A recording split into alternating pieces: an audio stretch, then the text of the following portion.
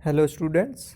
आज हम पढ़ने वाले हैं क्लास 6 का जो चैप्टर नंबर 3 है साइंस का, तंतु से वस्त्र तक। तो देखिए इस पार्ट में हमने क्या पढ़ना है। इस पार्ट में हम पढ़ने वाले हैं कि जो हमारे वस्त्र हैं वो कितनी वैरायटी के होते हैं, मतलब उनमें कितनी विविधता है और वो किस चीज़ से मिलके बने होते हैं। तो देखिए अगर आप किसी कपड़े की दुकान पर गए होंगे तो आपने वहाँ अलग अलग तरह के कपड़े जो हैं वो देखे होंगे। आपने वहाँ पर साड़ी भी देखी होंगी, आपने वहाँ पर मफलर भी देखे होंगे, वहाँ पर आपने शॉल भी देखी होगी और बेडशीट वगैरह भी देखे होंगे, आपने कंबल भी देखे होंगे, पर्दे भी देखे होंगे, मेज पोश भी, तौलिए, झाड़न, ये सभी चीज़ें आपने वहाँ पर देखी होंगी। और क्या देखा होगा आपने, बस्ते भी देखे हो सकते हैं, बोरे भी देखे होंगे। तो ये सारी चीज़ें क्या हैं, अलग अलग प्रकार, किसके प्रकार हैं, ये हमारे कपड़ों के। ठीक है। तो ये जो कपड़े हैं वो किस, मतलब उनमें विविधता किस चीज़ की है। कुछ सूती होंगे, कुछ ऊनी होंगे, कुछ रेशमी होंगे और कुछ संश्लिष्ट होंगे, जिसको हम कृत्रिम भी बोल सकते हैं। कृत्रिम का मतलब जो हमने खुद से बनाए हैं। तो आप इनके बारे में कैसे पता कर सकते हो, तो आपके पास क्रियाकलाप जो है यहाँ पर 1 दिया गया है। यहाँ पर आप क्या कर सकते हो, इसमें बताया गया है हमें, आप क्या कर सकते हो कि किसी दर्जी की दुकान पर जाकर वहाँ अलग अलग जो कटिंग है कपड़ों की, यानी कि कतरन है जो भी कपड़ों की, उसे इकट्ठा कर कर आप उनको छूकर महसूस कर सकते हो और उस दर्जी से आप इनके बारे में पूछ सकते हो। तो जो दर्जी है वो आपको बताएगा कि ये सूती है, ये रेशमी है, ये ऊनी है या ये संश्लिष्ट है, तो वो अलग से बताने का प्रयास करेगा आपको। अब आपने ये समझ लिया कि आपके पास अलग अलग तरह के कपड़े हैं। क्या आप ये, आपके दिमाग में अब ये क्वेश्चन आएगा कि ये किस चीज़ से बने होंगे।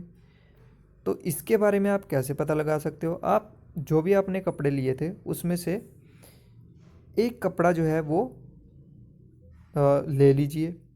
अब हम उसमें क्या करेंगे, हमने क्या करना है, क्रियाकलाप 2 जो है वो इस्तेमाल करना है। हम उसमें क्या करेंगे, सूती कपड़े का एक टुकड़ा लेंगे और अगर इसके किसी एक सिरे पर हमें कोई ढीला धागा या तागा मिल जाता है तो हम उसे क्या करेंगे, खींचेंगे।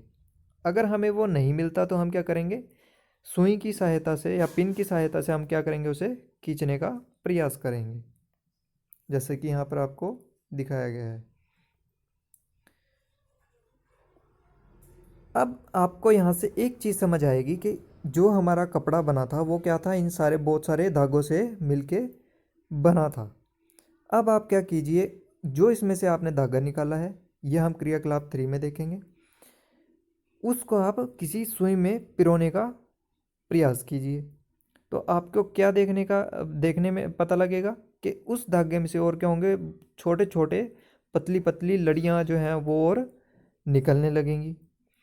तो यही हमारे क्या हैं, तंतु, मतलब कि जो ये धागे जैसी या हमें दिखने को मिलेंगी पतली पतली लड़ियाँ उस धागे में, तो ये क्या है, बहुत सारी इकट्ठी होके क्या बना लेती हैं, एक धागे को। और वो धागा हमारा एक तरह से क्या है, तंतु, जिसे हम स्ट्रैंड भी बोलते हैं या फैब्रिक भी बोल देते हैं या फाइबर भी बोल देते हैं। तो हमें यहाँ से क्या पता लगता है कि जो हमारे वस्त्र हैं वो बहुत सारे धागों से मिलकर बने होते हैं। ठीक है। अब हम पढ़ेंगे कि हमें जो ये हमारे तंतु हैं वो कहाँ से मिलते हैं। तो हमारे पास तंतु जो हैं वो 2 तरह से मिलते हैं, या तो प्राकृतिक या फिर कृत्रिम। प्राकृतिक हमें कहाँ से मिलेंगे, या तो जंतुओं से या फिर पौधों से। तो जैसे कि हमारे पास जो प्राकृतिक तंतु हैं वो कौन कौन से हैं, सूती, जूट, रेशम और ऊनी, जो हमें जंतुओं और पादपों से मिलते हैं। जिसमें से रुई और जूट, यानी जिसको हम पटसन भी बोल देते हैं, वो कहाँ से मिलते हैं, हमें पौधों से। और ऊन और रेशम जो है वो कहाँ से मिलती हैं, जंतुओं से। जो ऊन है वो हम ले लेते हैं भेड़ और बकरी के जो कृत्रिम ऊन होती है। और खरगोश, याक और ऊँटों के बाल, ऊँट के जो बाल हैं उनसे हम क्या बना लेते हैं, उनसे भी हम ये तैयार कर लेते हैं ऊन। और जो रेशम का कपड़ा है या रेशम के तंतु हैं वो हमें कहाँ से मिलते हैं? कोकून से। वो कोकून क्या होता है? रेशम का कीड़े से। ठीक है। अब जैसे हमें प्राकृतिक जंतुओं या पौधों से मिलते हैं, उसी तरह से कुछ ऐसे हैं जिन्हें हमने खुद तैयार किया है रासायनिक पदार्थों से। ठीक है। उनको बोल देते हैं संश्लिष्ट तंतु या फिर कृत्रिम तंतु, जिसके एग्जाम्पल हैं पॉलिएस्टर, नायलॉन, एक्रिलिक। ये सभी क्या है? संश्लिष्ट तंतु। अब हम इनके बारे में आगे पढ़ने वाले हैं। अब जो कुछ पौधों से मिलने वाले तंतु हैं उनके बारे में पढ़ते हैं। तो सबसे पहला है रुई। अब जो रुई है वो हमें कहाँ से मिलती है? तो रुई का है एक पौधा उगाया जाता है जो कि काली मिट्टी में उगाया जाता है। ये आपको ध्यान रखना है, बहुत ज़्यादा क्वेश्चन पूछा जाता है। तो रुई का जो पौधा है वो काली मिट्टी में उगाया जाता है। और रुई जो है हमें कहाँ से मिलती है? उस पौधे में क्या हो जाता है? एक फल लग जाता है जिसको हम बोलते हैं कपास गोलक। और ये किस आकार का होता है? नींबू के आकार का। इस कपास गोलक से हम क्या कर लेते हैं, यानी इनको हम एक तरह से बीज भी बोल सकते हैं कपास का। उनसे क्या कर लेते हैं? रुई को अलग कर लेते हैं। और रुई को अलग कर कर हम क्या कर लेते हैं? इकट्ठा कर लेते हैं। उस प्रोसेस को हम क्या बोलते हैं? कपास ओटना। ठीक है। इसको इंग्लिश में बोलते हैं गिनिंग। तो बहुत सारे रुई को कपास के गोलक से अलग कर कर इकट्ठा करना, उसे हम क्या बोल देते हैं? कपास ओटना। ये जो है कपास ओटना, वो या तो हाथों से किया जाता है या फिर मशीनों से भी किया जाता है। अब हम अगला पढ़ते हैं जूट। जो जूट है उसको बोलते हैं पटसन। ये एक मतलब तंतु होता है एक तरह का, और कहाँ से मिलता है? पौधों से। और ये पौधे के किस भाग से मिलता है हमें? तने से। और ये किस ऋतु में उगाया जाता है? ये वर्षा ऋतु में उगाया जाता है। और किस राज्य में उगाया जाता है? पश्चिम बंगाल, बिहार, असम, यहाँ पर ये उगाया जाता है। अब हम यहाँ इसको मतलब ले कैसे सकते हैं? तो क्या किया जाता है, जैसे इसकी कटाई हो जाती है फसल की, तो उसको क्या किया जाता है? इसके तनों को कुछ दिन के लिए जल में डुबोकर रखा जाता है, जिससे इसके तने क्या हो जाते हैं? गल जाते हैं और आसानी से हम उसको फिर हाथों से निकाल लेते हैं। अब कभी भी जब हम कोई वस्त्र बनाएंगे तो सबसे पहले कोई भी तंतु होगा उसको किस में बदल लिया जाता है? तागों में, यानी कि धागों में भी हम इसे कह सकते हैं। देखिए यहाँ पर आपको कपास के जो है खेत नज़र आ रहे होंगे। ये जो आपको देखने को मिल रही हैं ये क्या है? हमारी कपास गोलक। और यहाँ पर आपको पटसन का पौधा जो है वो नज़र आ रहा होगा। अब हम देखेंगे कि हम तंतुओं से कैसे धागों को बना सकते हैं। तो देखिए यहाँ पर आपको दिखाया गया है रुई से धागे बनाने का जो तरीका है। आप इसमें क्या करेंगे? बहुत सारे जो तंतु हैं रुई के, उसे लेकर क्या करोगे? गोल गोल घुमा दोगे, जिससे वो एक धागे के रूप में बदल जाएगा। तो हम जब धागों में बदलते हैं इनको, तो उस वाली जो हमारी प्रक्रिया होती है उसे क्या बोल देते हैं? कताई। तो हम क्या करेंगे? कताई। जैसे यहाँ पर लिखा है सूती धागे की कताई। तो ये हम जो कताई करते हैं वो किसके द्वारा करते हैं? तकली और चरखे के द्वारा। तो रेशों से तागा बनाने की प्रक्रिया को क्या कहते हैं? कताई कहते हैं। इस प्रक्रिया में रुई के एक पुंज से रेशों को खींचकर ऐंठते हैं। ऐसा करने से रेशे पास पास आ जाते हैं और तागा बन जाता है। तो देखिए इनका कताई करने के लिए हम किसको यूज़ करते हैं? तकली और चरखे का। आपको ये दिख रहा होगा, ये क्या है? हमारे तकली। इसको बोल देते हैं तकली।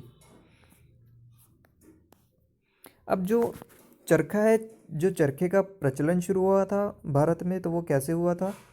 गांधी जी की वजह से। गांधी जी ने क्या किया था? एक स्वतंत्रता आंदोलन का मतलब यूज़ किया था। तो उसके दौरान जो है चरखे का इस्तेमाल किया गया था। तो इसी की वजह से जो हमारा गवर्नमेंट थी, इंडियन गवर्नमेंट, उसने क्या किया था? खादी का प्रचलन शुरू कर दिया था। यानी गांधी जी की वजह से क्या किया था? खादी का प्रचलन शुरू किया था।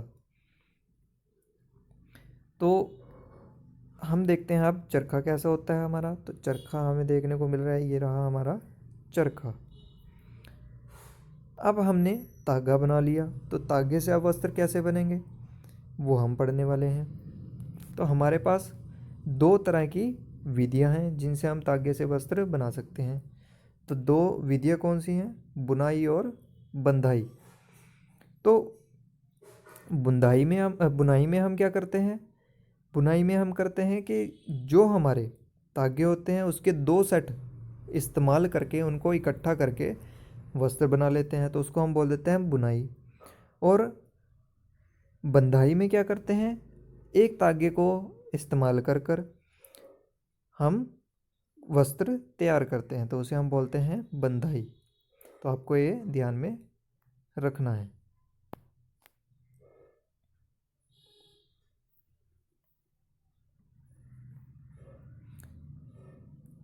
अब जो वीविंग जिसको हम बोलते हैं, बुनाई जिसको हम बोलते हैं, वो किसके द्वारा की जाती है, करघों के द्वारा। सॉरी, बंधाई, जो बंधाई है हमारी वो किसके द्वारा की जाती है, करघों के द्वारा। ये आपको करघा देखने को मिल रहा है। जो करघे होते हैं वो दो तरह के होते हैं, जो विद्युत से चलते हैं और हाथों से चलाए जा सकते हैं। फिर हम बुनाई के बारे में पढ़ते हैं। तो बुनाई को हम इंग्लिश में बोलते हैं निटिंग। तो आपकी जो मम्मी है या दादी वगैरह हैं वो कभी आपने देखे होंगे स्वेटर वगैरह बुनाई करते हैं, तो उस प्रोसेस को हम क्या बोल देते हैं, निटिंग या फिर बुनाई। तो बुनाई में हम क्या करते हैं, एक प्रकार का धागा यूज़ कर लेते हैं या सिंगल जो धागा है उसको यूज़ करके हम बुनाई करते हैं, तो इससे भी हमारे वस्त्र जो हैं वो बन जाते हैं। अब हम पढ़ेंगे वस्त्र का जो इतिहास है वो कैसे शुरू हुआ। तो देखिए, पुराने टाइम में जो लोग थे वहाँ पर उनके पास ये इस तरह के कपड़े नहीं थे, तो वो वस्त्र बनाने के लिए क्या करते थे, या तो वृक्षों की छाल या बड़ी बड़ी पत्तियाँ या जंतुओं की चर्म और समूर से अपने शरीर को ढकते थे, जिसको हम फर बोल देते हैं, ताकि वो ठंड से बचे रहें और उनका शरीर जो है बीमारियों से भी बचा रहे। फिर धीरे धीरे उनको पतली पतली टहनियों और घास का यूज़ करके क्या बनाने का पता लगा, चटाइयाँ और टोकरी, इनके बनाने के बारे में पता लगा। ऐसे धीरे धीरे चलते चलते वो इस तरह के जो हम आजकल वस्त्र पहनते हैं उन वहाँ तक हमारे जो है आविष्कार हो गया था। ठीक है, तो हमारा जो देश है उसमें हमें वस्त्रों में बहुत सारी क्या देखने को मिलती है, विविधता। ठीक है,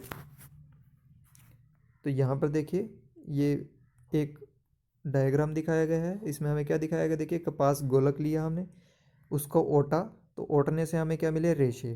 फिर रेशे की कताई की, तो रेशों की कताई करने से हमें क्या मिले, तागे। अब तागे अगर हम दो यूज़ कर लेंगे तो दो से बुनाई करके हम क्या बना लेंगे, वस्त्र, नहीं बंधाई। अगर हम दो यूज़ कर लेंगे तो हम बंधाई करेंगे उसकी, तो क्या मिलेंगे, वस्त्र। अगर एक का इस्तेमाल कर कर बुनाई करेंगे तब भी हमें क्या मिलेंगे, वस्त्र। तो वस्त्र कैसे मिलेंगे, स्वेटर वगैरह और जुराब वगैरह। तो इस प्रोसेस में बुनाई में हम क्या करते हैं, सिंगल जो है एक धागे का यूज़ करके वस्त्र को तैयार करते हैं। तो आपका जो ये चैप्टर है उसमें हमने पढ़ा है कि कपड़े जो हैं वो यानी वस्त्र जो हैं वो किस किस तरह के होते हैं और कैसे तैयार किए जाते हैं। तो अगर आपको वीडियो अच्छी लगे तो इसे लाइक कीजिए और ज़्यादा से ज़्यादा शेयर कीजिए और चैनल को भी सब्सक्राइब कीजिए। Thanks for watching my video.